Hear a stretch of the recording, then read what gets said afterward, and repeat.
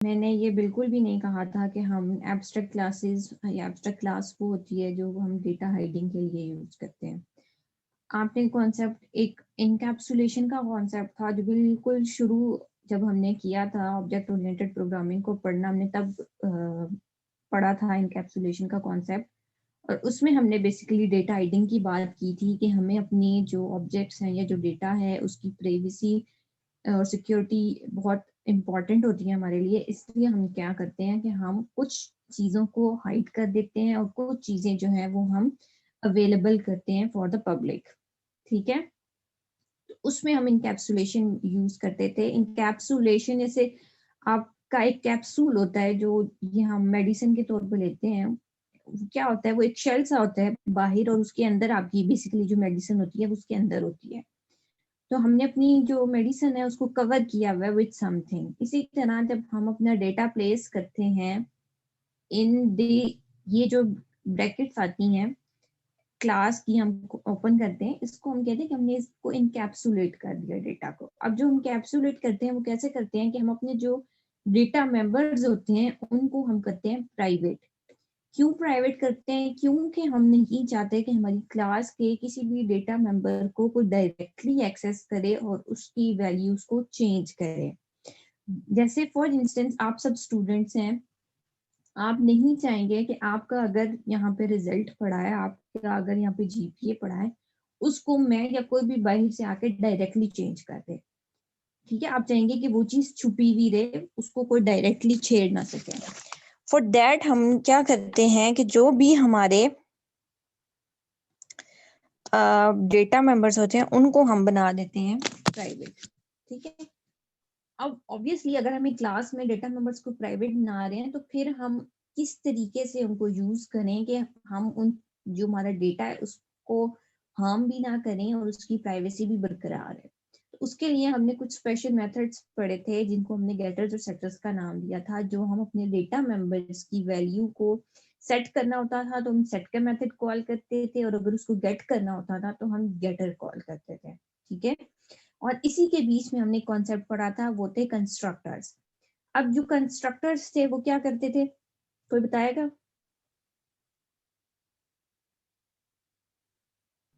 Ma'am इन ma'am variables constructor initialize करना। Special functions एक होते एक हैं एक जो बंदा, इनिशियलाइज करते हैं ऑब्जेक्ट को।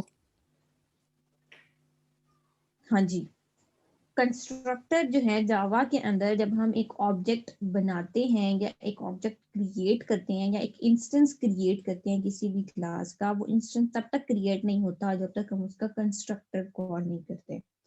ठीक है, कंस्ट्रक्टर क्या करता है, उस ऑब्जेक्ट के लिए मेमोरी में स्पेस क्रिएट करता है, उस ऑब्जेक्ट की वैल्यूज को इनिशियलाइज करता है। अगर कंस्ट्रक्टर जो है वो हमने डिफॉल्ट का कॉल किया हुआ है तो वो उस ऑब्जेक्ट की डिफॉल्ट वैल्यूज यानी कि 0 या नल सेव करेगा।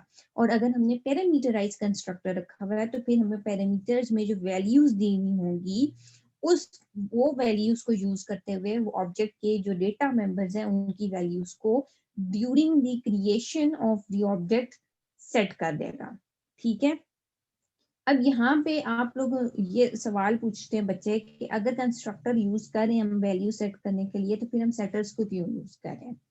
सेटर्स को हम इसलिए यूज कर रहे हैं कि ये हमारी सिचुएशन टू सिचुएशन वेरी कर सकता है। कि फॉर एग्जाम्पल मैंने जब कंस्ट्रक्टर के थ्रू वैल्यूज दे दी तो लेटर ऑन कोई ऐसी सिचुएशन आई जहां पे मुझे उसी क्लास के या उसी ऑब्जेक्ट के किसी वैल्यू को चेंज करना था। ठीक है, तो अब मैं ये तो नहीं करूंगी कि मैं दोबारा से ऑब्जेक्ट बना के उसकी वैल्यूज दूंगी कंस्ट्रक्टर में। ऐसे तो जो पहले डेटा सेव था, जैसे फॉर एग्जांपल स्टूडेंट है, ठीक है, स्टूडेंट का नेम, एज, जेंडर, डिपार्टमेंट, ये तो शायद सेम रहे। ठीक है, लेकिन रिजल्ट जो है वो चेंज हो सकता है। तो मैंने एक दफा स्टूडेंट का ऑब्जेक्ट बनाया, लेट्स सपोज आमना के नाम से। ठीक है, मैंने उसका नाम आमना रख दिया, मैंने उसकी जेंडर फीमेल रख दी, मैंने उसकी एज सेट कर दी, मैंने उसका डिपार्टमेंट सेट कर दिया, और शुरू में मैंने उसका एक CGPA सेट कर दिया 3.5। ठीक है, लेटर ऑन जब उसके नेक्स्ट सेमेस्टर का रिजल्ट आया आमना के, तो मैंने अब कहा कि अब तो इसका CGPA 3.5 नहीं है, अब इसका CGPA 3.9 हो गया है। अब अगर इसका CGPA 3.9 हो गया तो मैंने सिर्फ उस CGPA को चेंज करना है, मैंने आमना की बाकी जो एट्रीब्यूट्स हैं, जो जो वैल्यूज हैं, उनको नहीं चेंज करना। तो उस केस में अगर मैं ये करूं कि मैं फिर से एक नया ऑब्जेक्ट बनाऊं और उसका नाम आमना, उसकी एज वो सेट करूं, तो जो पहले मैंने डेटा सेव किया हुआ था वो फिनिश हो जाएगा, वो खत्म हो जाएगा। ठीक है, तो इसलिए मैं उस वक्त फिर क्या यूज करूंगी, सेटर को यूज करूंगी कि मैं बाकी वैल्यूज को तो नहीं चढ़ी, लेकिन मैं सिर्फ सेट जो है उसका CGPA कर रही हूँ। ठीक है, तो उस केस में फिर हमारे सेटर्स जो हैं वो भी यूज होंगे। ठीक है, यस मैम। Yes ma'am. ठीक है। आप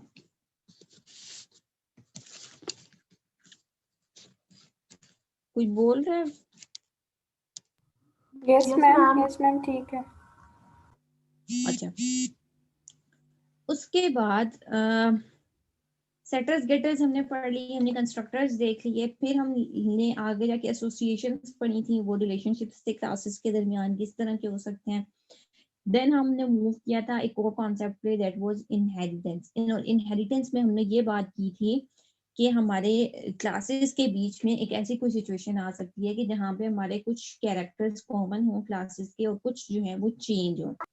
उस केस में हम क्या करते हैं कि जो कॉमन कैरेक्टर्स होते हैं वो लेके हम एक जेनेरिक क्लास बना देते हैं जिसको हम पेरेंट क्लास कहते हैं, और उस जेनेरिक क्लास को बाकी क्लासेस फिर एक्सटेंड करती हैं। जब उसको एक्सटेंड करती हैं तो उनके अंदर जो पेरेंट क्लास की फंक्शनैलिटी है वो भी आ जाती है, और उसके अलावा वो जो अपनी स्पेशल एट्रीब्यूट्स या अपनी स्पेशल चीजें रखना चाहते हैं वो भी उसमें आ जाती हैं। ठीक है, तो उसको फिर हम स्पेशलाइजेशन कहते हैं, इसको हम जनरलाइजेशन कहते हैं, जो हम एक कॉमन क्लास बनाते हैं या पेरेंट क्लास बनाते हैं, और उससे जब कोई स्पेशल या स्पेसिफिक चाइल्ड क्लास एक्सटेंड करती है तो उसको हम कहते हैं जी कि वो आ, है स्पेशलाइजेशन। ठीक है, अच्छा, इसके बाद इनहेरिटेंस से थोड़ा सा आगे हम गए और हमने पढ़ा क्या पढ़ा था इसके बाद, पोलिमॉर्फिज्म। उसमें हमने दो चीजें पढ़ी थी कि जो हम, एक होती है स्टैटिक पॉलीमॉर्फिज्म और एक होती है डायनामिक पॉलीमॉर्फिज्म। स्टैटिक पॉलीमॉर्फिज्म जो होती है उसका हमने पढ़ा था कि वो कंपाइल टाइम पे होती है, और उसमें हम बेसिकली यूज करते हैं मेथड ओवरलोडिंग। मेथड ओवरलोडिंग क्या थी कि आप क्लास के अंदर एक एक क्लास के अंदर आप एक मेथड को दो से ज्यादा या दफा लिखते हैं, और मेथड का जो नेम होता है वो सेम होता है, मेथड की डेफिनेशन सेम होती है, लेकिन डिफरेंस आता है आपके नंबर ऑफ पैरामीटर्स में। लेट्स सपोज अगर मैंने ऐड का एक मेथड लिखा जिसके अंदर दो वेरिएबल्स पहले मैंने पास किए या दो पैरामीटर्स पास किए, तो वो एक मेथड, और इसी तरह मैंने एक और ऐड का मेथड लिखा जिसका नाम जो ऐड था वो काम भी एडिशन ही परफॉर्म कर रहा था, लेकिन उसमें नंबर ऑफ पैरामीटर्स मैंने 3 कर दिए।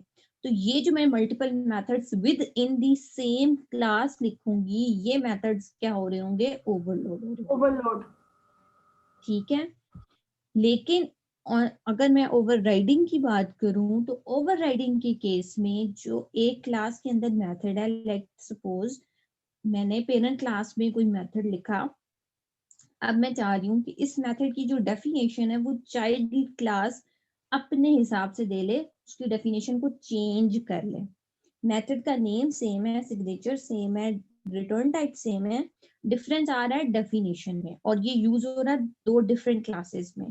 तो ऐसे मेथड को हम कहते हैं कि इस मेथड को हमने किया है ओवरराइड।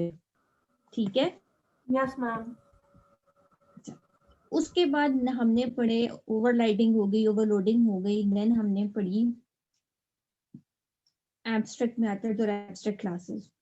एब्स्ट्रैक्ट मेथड्स जो हैं वो मेथड, ऐसा मेथड जिसको सिर्फ हम डिक्लेयर करें इन सम क्लास और उसको डिफाइन ना करें।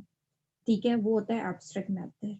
और उसका अगर हम किसी मेथड को एब्स्ट्रैक्ट बना रहे हैं, ऑब्वियसली मेथड हम किसी क्लास के अंदर लिखते हैं, तो जिस भी क्लास के अंदर एक या एक से ज्यादा एब्स्ट्रैक्ट मेथड्स होते हैं उस क्लास को हम कहते हैं एब्स्ट्रैक्ट क्लास। ठीक है, Yes, ma'am. और Yes, इसी ma'am. इसी की एक्सटेंशन थी इंटरफेस। इंटरफेस क्या था? प्योर एब्स्ट्रैक्ट क्लास कि जिसके अंदर सिर्फ और सिर्फ आपके एब्स्ट्रैक्ट मेथड्स होते हैं, इसके अलावा इसके अंदर कुछ नहीं होता। जो एब्स्ट्रैक्ट क्लास होती है उसके अंदर हम डेटा मेंबर्स भी रख सकते हैं, उसके अंदर गेटर सेटर्स भी बन सकते हैं, कंस्ट्रक्टर भी बन सकते हैं, प्लस उसमें एडिशन क्या होती है, उसमें आपके एब्स्ट्रैक्ट मेथड आता है, ठीक है। लेकिन इंटरफेस के अंदर सिर्फ और सिर्फ एब्स्ट्रैक्ट मेथड्स होते हैं, उसके अलावा कुछ भी नहीं होता। एब्स्ट्रैक्ट क्लास के साथ एब्स्ट्रैक्ट का कीवर्ड यूज होता है और इंटरफेस के साथ इंटरफेस का कीवर्ड यूज होता है, ठीक है। Yes ma'am. मैम इसमें ये भी तो होता है मैम कि अगर मेथड एब्स्ट्रैक्ट हो तो क्लास का एब्स्ट्रैक्ट होना लाजमी होता है, अगर क्लास हो तो मेथड का लाजमी हाँ नहीं होता। जी, ओके मैम। एब्स्ट्रैक्ट मेथड अगर आपने किसी क्लास में लिखा है तो उस क्लास के साथ यहाँ पे जैसे ये तो लिखा हुआ है एब्स्ट्रैक्ट का कीवर्ड आना जरूरी है, ठीक है। और अगर आपने यहाँ पे इंटरफेस लिख दिया है तो फिर आपका मेथड के साथ एब्स्ट्रैक्ट का कीवर्ड लिखना जरूरी नहीं है।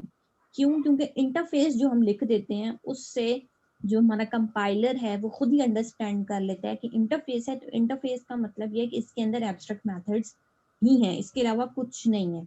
तो वहां यस पे मैम। हम उसके साथ एब्स्ट्रैक्ट का कीवर्ड ना लिखें मेथड के साथ तो भी काम चल जाता है, हमें जरूरत नहीं है कि हम जरूर लिखें, ठीक है। Yes ma'am. ये थी एक क्विक रिकैप, क्योंकि बड़े माठे हालात हैं, बिल्कुल भी आप लोगों को कॉन्सेप्ट्स का नहीं पता। कोडिंग तो खैर वैसे ही आप लोगों की बहुत आला है। अच्छा, आज नेक्स्ट जो प्रीवियस क्लास में हमने चीज देखी थी वो फ्रेम्स थे, और हमने थोड़ा सा देखा था कि हैंड कोडेड फ्रेम्स जो हैं वो क्यों यूज करते हैं और उनके ऊपर हम कैसे कंपोनेंट्स को ऐड करते हैं और उन कंपोनेंट्स के साथ हम डिफरेंट फंक्शंस को कैसे कॉल करते हैं, ठीक है। तो हमने कुछ लिसनर्स देखे थे। लिसनर्स का अगर कहा जाए तो लिसनर क्या होता है कि जैसे मैंने ये बात की कि जैसे फॉर इंस्टेंस यहाँ पे अगर कोई बटन है ये वाला, इसको क्लिक करने से क्या होगा, उस क्लिक का जो है इवेंट है उसको हैंडल करने के लिए मैं लिसनर यूज करती हूँ। और उस लिसनर में हमारे पास डिफरेंट टाइप्स थी जो हम देखते हैं। हमारे पास माउस लिसनर है, हमारे पास एक्शन लिसनर है, हमारे पास की लिसनर्स हैं, हमारे पास आइटम लिसनर्स हैं, और भी बहुत सारे हैं, ठीक है। आज जो चीज हमने करनी है वो हम मूव उसी जो हैंड कोडेड फ्रेम था, जो हमने हैंड एक पूरा अपने हाथों से लिखा, उसको चीजों को समझ आई, उसको हम करेंगे ड्रैग एंड ड्रॉप से।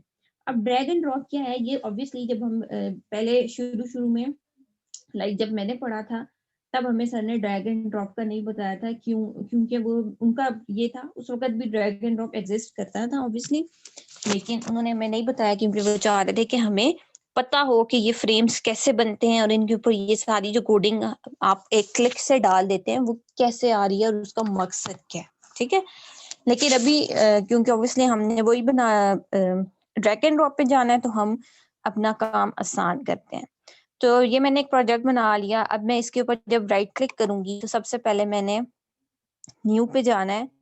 अभी तक हम जिस चीज को देख रहे थे वो ये थी जावा क्लास, ऐसे ही था। Yes, ma'am. Yes Yes, ma'am. हाँ, आज अब से जो हमने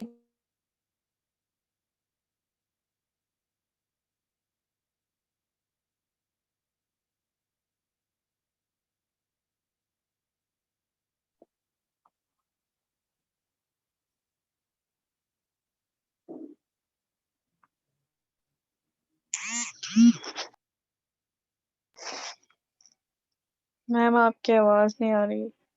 मैम आपका माइक ऑफ हो गया है। Yes ma'am. की आवाज बिल्कुल भी नहीं आ रही।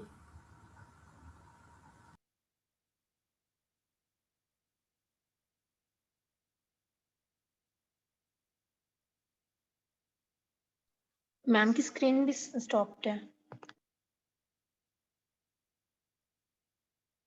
जी, हेलो, यस मैम अब आ रही है यस मैम आवाज। अब आ रही है। आ रही है आवाज। अच्छा।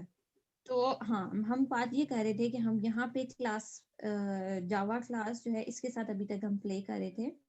अब भी जो चीज हमने ऐड करनी है वो है ये, क्योंकि हमने क्या बनाना है, फ्रेम बनाना है, मैम ठीक है। फ्रेम और पैनल में क्या डिफरेंस है? जे फ्रेम और जे पैनल में? अच्छा रुक जाए, इसको हम नाम देते हैं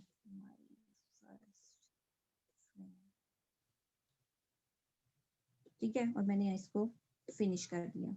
जब मैंने फिनिश किया तो अब आप देख रहे हैं आपके सामने ये एक बॉक्स नजर आ रहा है। ठीक है, आ रहा है नजर? जी मैम आ रहा है। Yes ma'am. यस मैम आ रहा है।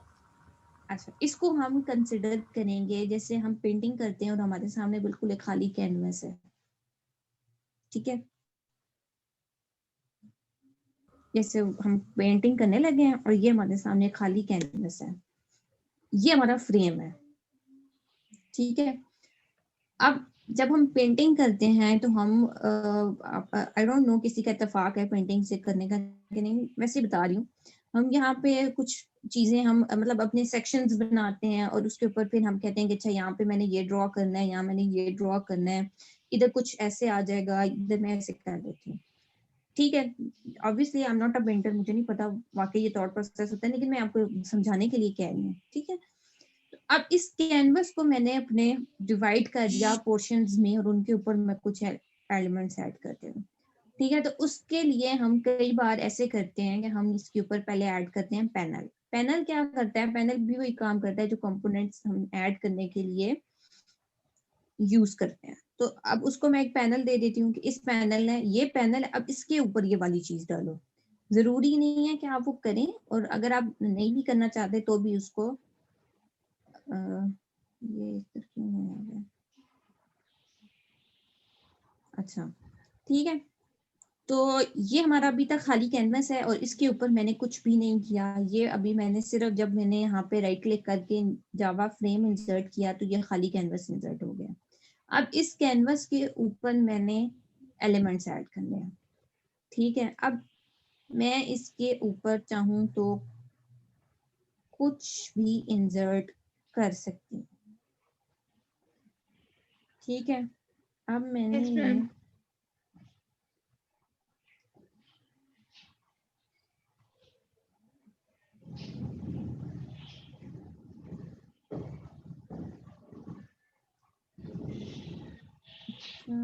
मेरे पास शो ही नहीं हो रहे कंपोनेंट्स, क्यों शो हो रहे थे?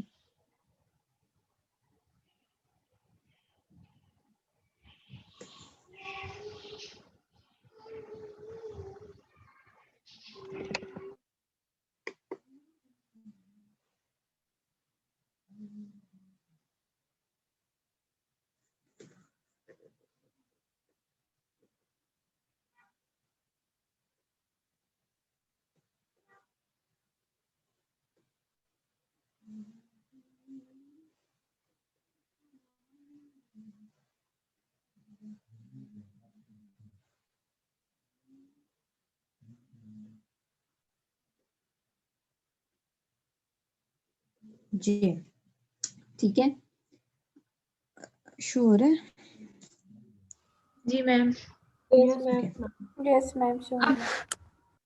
अब ये मेरा कैनवस है और इसके ऊपर मैंने अपनी ड्राइंग करनी है या मैंने अपने एलिमेंट्स को ऐड करना है। अब यहाँ पे आप देखें कि हमारे पास बेतहाशा ऑप्शन शो हो रही हैं। ठीक है, इनमें से काफी सारी चीजें आपने ऑलरेडी देख ली हैं, ऐसे ही है। Yes yes ma'am. मैम। अब पहले हमने आपको याद हो कि हमने सिर्फ एक ये फ्रेम क्रिएट करने के लिए भी बड़ी मेहनत की थी। ठीक है, यस अभी मैम। हमने एक क्लिक के ऊपर हमने ये कर लिया। अब अगर मैं इसकी सोर्स में जाती हूँ ना, आप देखें कि ये मेरी क्लास का नाम, ठीक है, वो आ गया, एक्सटेंड हमने लिखा था और यहाँ पे उसने उसी तरह इसने डायरेक्ट नहीं किया कि ऊपर आपका वो हमने इंपोर्ट कर लिया था तो हमने यहाँ पे सिर्फ फ्रेम लिखा, जे फ्रेम लिखा था, क्योंकि इसने Yes, इंपोर्ट नहीं किया इसलिए इसने जावा डॉट स्विंग के आगे डॉट फ्रेम को एक्सटेंड कर लिया। ठीक है, उसके बाद हमने भी क्या बनाया था, एक कंस्ट्रक्टर बनाया था और उसके अंदर हम फंक्शन अगर आपको याद हो तो हमने यूज किया, ऐसे ही है। Yes ma'am. ठीक है, वो init का फंक्शन जो basically that was using to add the components onto this frame. ठीक है, और हमने क्या किया था, अगर आपको याद हो तो हमने सबसे पहला काम अपने जो भी इस फ्रेम के ऊपर एलिमेंट्स हमने ऐड करने थे, हमने वो डिक्लेयर किए थे। लेट्स सपोज कि मैंने यहाँ से ये लेबल है, ये लेबल हमने पहले जो डाला था, हमने जे लेबल का ऑब्जेक्ट बनाया था। ठीक है, और हमने उसके बाउंड सेट किए थे। ठीक है, एंड हमने उसको फिर फ्रेम के ऊपर ऐड किया था। अब मैंने जब ये जे लेबल ऐड किया, यहाँ पे आप देख रहे हो इस पे लिखा हुआ है जे लेबल 1। अब मैंने तो जे लेबल 1 नहीं रखना, मैंने तो इसका नाम चेंज करना है। वो उस वक्त हमने कोड में सिंपल जब J label is equal to new J label किया था तो वहीं पे हमने नाम दे दिया था। तो यहाँ पे आपके पास एक आ रही है एडिट टेक्स्ट की ऑप्शन और एक आ रही है चेंज वेरिएबल है। ये आप लोग मेरी बात हमेशा याद रखें, बच्चे इसको हमेशा भूल जाते हैं। आपने जब भी कोई नया कंपोनेंट ऐड करना है, आपने ये काम लाजमी करना है। क्यों? क्योंकि अभी तो हम स्टार्ट करें, हमारे पास 1-2 लेबल्स होंगे, 3 लेबल्स होंगे, लेकिन आप जब फॉर एग्जांपल अपना प्रोजेक्ट करोगे या आप मजीद काम करोगे तो आपके पास बहुत सारे लेबल्स होंगे। ठीक है, तो उस केस में फिर आपको याद नहीं रहेगा कि ये वाला लेबल जो है ये किस मकसद के लिए यूज हो रहा है। अगर फॉर इंस्टेंस मेरे पास कोई 11 लेबल है और हर लेबल का नाम मैंने रखा है लेबल 1, लेबल 2, लेबल 3, लेबल 4, 5, तो मैं कैसे याद रखूंगी? मेरी मेमोरी इतनी नहीं है कि मैं याद रखूंगी हर लेबल जो है वो किस के साथ एसोसिएटेड था। ठीक है, तो उसका आसान तरीका ये है कि मैं जैसे ही यहाँ पे लेबल ऐड करूं, मैं यहाँ जाऊं चेंज वेरिएबल नेम और मैं इसका नाम जो है वो चेंज कर दूं। ठीक है, ये मैंने वेरिएबल का नाम चेंज किया। अब देखें यहाँ पे अभी भी जे लेबल ही लिखा हुआ आ रहा है। ठीक है, इसको चेंज करने के लिए what I will do is, यहाँ पे मैंने किया एडिट टेक्स्ट और मैंने यहाँ पे लिख दिया नेम। ठीक है, तो नेम लिखने से अब मेरा इसका जो एडिट लेबल का नेम है वो क्या हो गया है? नेम। ठीक है, अब अगर फॉर एग्जांपल मैं इधर सोर्स में जाती हूँ अपनी, तो अगर मैं इसको स्क्रॉल डाउन करूं तो आप देखें कि इसने भी यहाँ पे एक क्या कर दिया, जैसे हमने वहां पे अपना लेबल का ऑब्जेक्ट बनाया था उसने यहाँ पे भी बना दिया है। ठीक है, यस मैम। मैम ये ऑटोमेटिकली हुआ है? ऑटोमेटिकली हुआ है। जैसे ही मैंने ये इसको यहाँ पे प्लेस किया है ना, उसने खुद दिखा दिया, मैंने तो नहीं लिखा जाके। मैम आपने जस्ट मैंने, एक्सटेंड कहाँ पे किया है? सॉरी एक्सटेंड आपने कहाँ पे किया है? क्या चीज फ्रेम, एक्सटेंड की है? माय फर्स्ट फ्रेम को। अच्छा, वो ऑटोमेटिकली हुआ है। क्यों? क्योंकि मैंने जब यहाँ से राइट क्लिक करके न्यू और जे फ्रेम फॉर्म किया है तो उसने ऑटोमेटिकली मुझे ये फ्रेम दे दिया। ठीक है, और बैक एंड पे ये काम खुद से कर दिया। ठीक है, ये खुद से उसने कर दिया।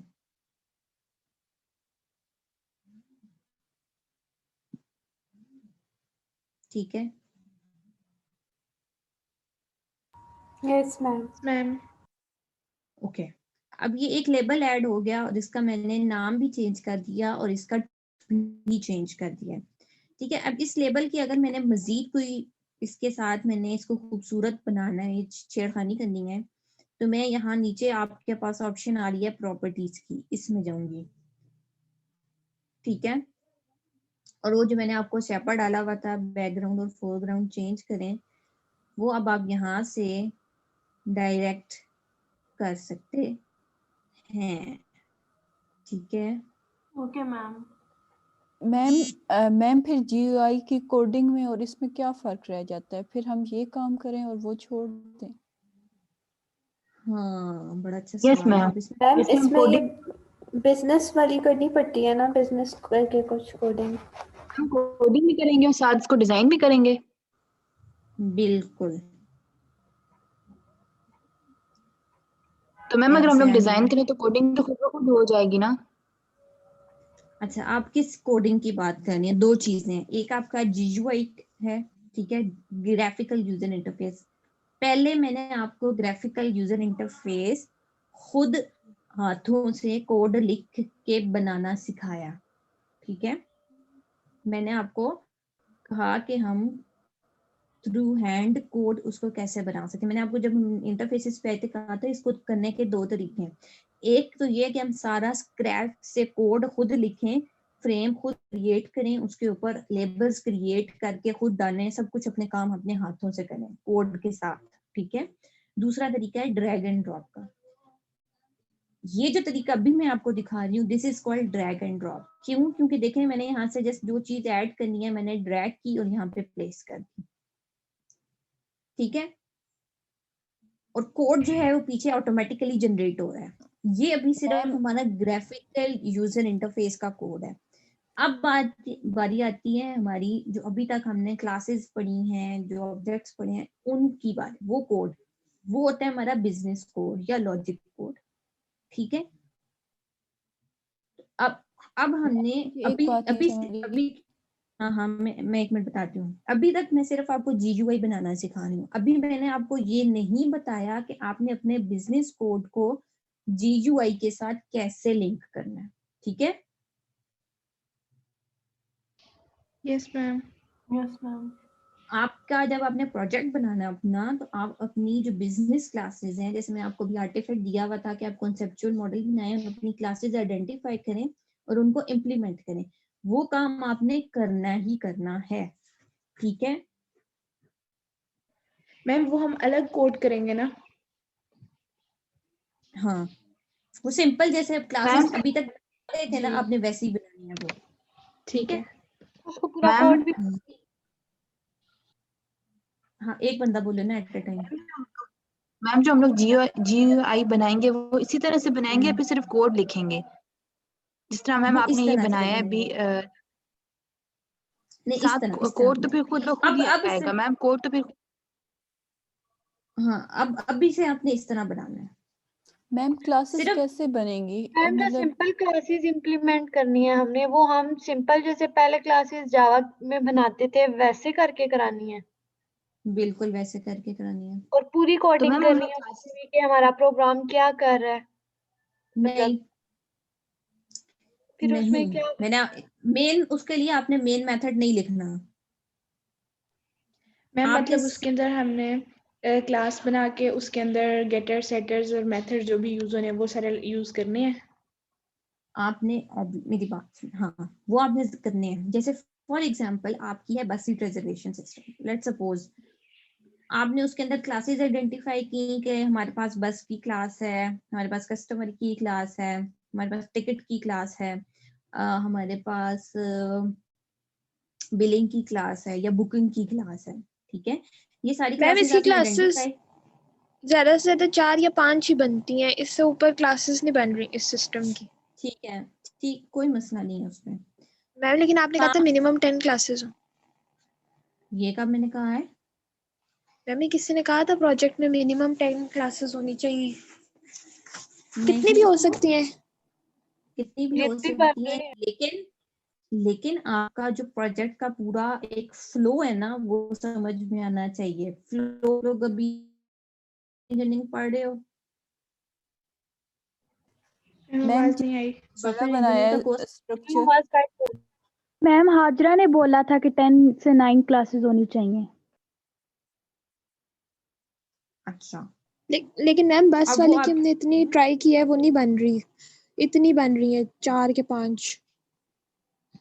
अच्छा, मेरी बात सुने। आपका यस। जो सिस्टम है वो समझ आना चाहिए कि वो क्या काम कर रहा है और उस काम के लिए कौन कौन से ऑब्जेक्ट्स यूज होने हैं वो लाजमी हो, ठीक है। और उस सारे ऑब्जेक्ट्स ने क्या क्या काम परफॉर्म करने हैं वो क्लियर होना चाहिए। काउंट पे मत जाएं कि ज्यादा हो कम हो, आपका काम कंप्लीट होना चाहिए। कंप्लीट कैसे होना चाहिए कि एक पूरा आप आई डोंट नो आप सॉफ्टवेयर इंजीनियरिंग में पढ़े हैं कि एक सक्सेस सिनेरियो होता है कि पहले यूजर आएगा, वो इस पे क्लिक करेगा, इधर से वो इधर जाएगा, इधर से वो इधर जाएगा, ठीक है ना। फॉर एग्जाम्पल आपके पास यूजर है, वो आया है, उसने लॉग इन किया है, उसके लिए उसको क्या चाहिए, फिर उसको ने अगर बुक करनी है सीट्स तो उसको क्या चाहिए, मतलब ये सारी चीजें आपने ध्यान में रखनी है। बस की अगर क्लास है तो बस के एट्रीब्यूट्स जो आप आइडेंटिफाई करेंगे उसमें ऑब्वियसली बस की आईडी आएगी, नंबर आ जाएगा, नंबर ऑफ सीट्स आ जाएंगी, उसकी कैटेगरी आ जाएगी कि कौन सी बस है, इकोनॉमी है, बिजनेस है, जो कोई और एक अगर आदि टाइप जो होती है वो है, ठीक है, वो आप रखेंगे। फिर आपके पास रूट्स आते हैं, रूट की कोई आईडी होगी, रूट का कोई फेयर होगा, रूट के ऊपर कुछ स्टोर्स होगी, कोई डेस्टिनेशन होगी, मतलब इस्लामाबाद टू लाहौर है, लाहौर टू कराची है, कराची टू पेशावर है, कहाँ पे है, ठीक है। फिर आपके पास अगर कस्टमर है तो कस्टमर के क्या क्या एट्रीब्यूट्स हैं, कस्टमर का नाम है, कस्टमर की आईडी है, कस्टमर की ईमेल है, कॉन्टैक्ट नंबर है, ये सारी चीजें आपको चाहिए होंगी। फिर उसके बाद कस्टमर ने कितनी नंबर ऑफ सीट्स बुक की हुई हैं वो आपको चाहिए होगा। फिर उस कस्टमर का कोई बिल जनरेट हो रहा होगा वो आपको चाहिए होगा। तो इस तरह आपने सोचना है और इस तरह से अपनी चीजें आइडेंटिफाई करनी है, उनको लिस्ट डाउन करना है कॉन्सेप्चुअल मॉडल में, और फिर उन्हीं को आपने अपनी क्लासेस बनानी है, उसके अंदर आपने गेटर सेटर्स लिखने हैं, उसके डेटा मेंबर्स लिखने हैं, और उसके अलावा अगर आपको समझ में आते हैं मेथड्स तो आप वहां पे वो मेथड्स जस्ट आप उसमें ना उनको पूरा इम्प्लीमेंट मत करो, मतलब अगर आप बस उसको आइडेंटिफाई करके वहां पे लिख दो कि ये मेथड है, मैम लाइक आपकी आवाज अगर नहीं आ रही। मैम मतलब आ सिर्फ रही है। नो मैम आ रही हेलो, है। आ रही है मैम। मैंने इतनी लंबी तकरीर की और आवाज नहीं आ रही। मैम आ रही मैम है। आई है, आवाज सुन लिया। अच्छा, तो आप जैसे कस्टमर ने बुक सीट का एक मेथड है, वो कस्टमर ने परफॉर्म करना है, तो आप वहां पे लिख दें बुक सीट का मेथड, या कस्टमर पे बिल कर रहा है तो पेइंग बिल का मेथड आ जाएगा, ठीक है। इस तरह के मेथड्स आप वहां पे हाँ मतलब आप वहां मैम पे हम उसके आगे से ना बताएं, सिर्फ खाली मेथड लिख के उसको एम्प्टी छोड़ दें। एम्प्टी ना छोड़ दो, उसके अंदर कुछ एक आधी स्टेटमेंट प्रिंट करवा दो, अभी अगर ठीक फिलहाल है आपको समझ नहीं आ रहा तो। जी मैम मैम, बस ठीक है। हमने मेन मेथड उसका नहीं बनाना, बाकी हमने उसका पूरा उसको वो करना हाँ है। जी जी जी बिल्कुल, ठीक है, मैम वो मैम आपकी हाजा बिजनेस। मैम हाँ हाजा कह रही थी कि वो जो फंक्शंस है ना उसके अंदर आप लोग आउटपुट ना प्रिंट करवाया करो, वो कह रही थी कि वो yes bad ma'am. Programming practice हो जाती है। हाँ हाँ हाँ, वो बेस्ट ये होता है कि आप रिटर्न टाइप फंक्शन यूज किया करें। यस मैम, वो कहती है कि आउटपुट वो ना करवाया करो, सिर्फ हाँ रिटर्न तो करवाया बिल्कुल करो। आप वॉइड के फंक्शन मतलब मत यूज किया करें, वो ये कह रही है, मैम वो ठीक है। क्लासेस आप पे रिटर्न फोकस करती हैं। अच्छा, हाय, तो हम अपनी कहाँ पे थे, हाँ अब मैं अपना GUI डिजाइन कर रहे हैं, अभी मेरे ख्याल हम वापस आ जाते हैं इस पे। तो ये अभी मैम मैंने क्या किया, सिर्फ एक मैम लेबल मुझे ऐड किया। मैम मुझे लिंक नहीं समझ आया इसका, फर्स्ट फ्रेम का मैम GUI से जो बनाया है वो कैसे आपने बनाया है? किस चीज का लिंक किसके साथ नहीं समझ आ रहा, ये मेरा एक फ्रेम है, ठीक है, और इसके ऊपर मैंने अभी एक लेबल ऐड किया है और एक ये अभी मैंने बटन फेंका है, अब इसके बाद मैंने अभी कुछ किया नहीं है, ठीक है। और इस लेबल का मैंने आपको बताया है कि हम इसकी प्रॉपर्टीज में जाके यहाँ से ये इसकी डिफरेंट प्रॉपर्टीज हैं जो हम इसकी चेंज कर सकते हैं, ठीक है। यहाँ से मैंने बस इसका भी ये फोरग्राउंड और ये बैकग्राउंड कलर चेंज किया है। अगर मैं चाहूँ तो इसका फंट अगर आप यहाँ पे देखें तो ये भी चेंज हो सकता है, यहाँ से मैं जो भी लैंग्वेज सेलेक्ट करना चाहूँ वो कर सकती हूँ, यहाँ से मैं साइज इंक्रीज करना चाहूँ वो कर सकती हूँ, ठीक है। फिलहाल मैं इसको नहीं छेड़, ये हो गया। इसके बाद मैंने ये एक बटन डाला है, लेकिन बटन से पहले हमने यहाँ पे डालनी है टेक्स्ट फील्ड, तो मैंने इस टेक्स्ट फील्ड को उठाया यहाँ से और मैंने रास्ते में छोड़ दी, यहाँ पे मैंने इसको प्लेस कर दिया। अब ये जो मैं इसको खींच रही हूँ ना, इसके बाउंड्स ऑटोमेटिकली सेट हो रहे हैं, मुझे अब वो कोड के साथ करने की जरूरत नहीं है, ठीक है। अब मैंने ये एलिमेंट ऐड किया है, अब इसके पहले मैंने सबसे पहला काम क्या करना है, फर्स्ट की तरह वेरिएबल नेम चेंज करना है, ठीक है। तो मैं इसको कहती हूँ नेम फील्ड, ठीक है। और ये जो है इसको मैं कर देती हूँ ऐसे। अब मेरा ये लेबल आ गया, ये उसके सामने उसकी टेक्स्ट फील्ड आ गई।